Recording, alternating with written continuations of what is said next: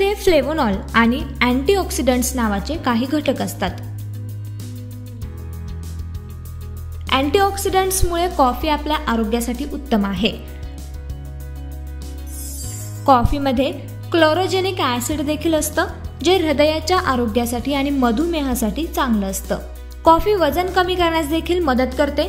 त्याचबरोबर कॉफीच्या सेवनाने तुमचं चयापचय वाढतं, ज्यामुळे आपण विश्रांती घेत असताना देखील अधिक कॅलरीज बर्न करू शकता.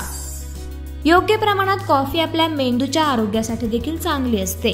मात्र कॉफी प्रत्येकासाठी चांगली नसते. जेव्हा उच्च रक्तदाब असलेल्या लोकांचा प्रश्न येतो तेव्हा कॉफी त्यांचा रक्तदाब आणखी वाढवू शकते. त्याचबरोबर ऍसिडिटी असणाऱ्या लोकांनी कॉफीपासून दूर राहावं, कारण कॉफीमध्ये असलेले कॅफीन ऍसिडिटी वाढण्याचे कारण बनू शकते.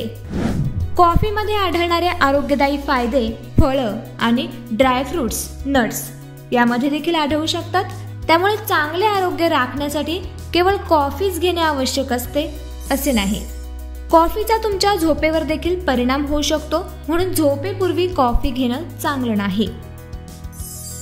जेव्हा आपल्या कॉफीमध्ये दूध टाकावे की नाही असा प्रश्न लोक विचारतात, तेव्हा दूध टाकलेली कॉफी घेणे आरोग्यासाठीचे कॉफीमधील फायदे कमी करू शकते. तुम्ही जेवणानंतर 30 ते 45 मिनिटांनी कॉफी घेऊ शकता. अशा प्रकारे कॉफी घेतल्यास आपण अन्नातून जास्तीत जास्त पोषण द्रव्ये शोषून घेऊ शकता. त्यामुळे कॉफी तुमच्या आरोग्यासाठी चांगली आहे, मात्र त्याचा अतिरेक करू नका असं तज्ज्ञ सांगतात.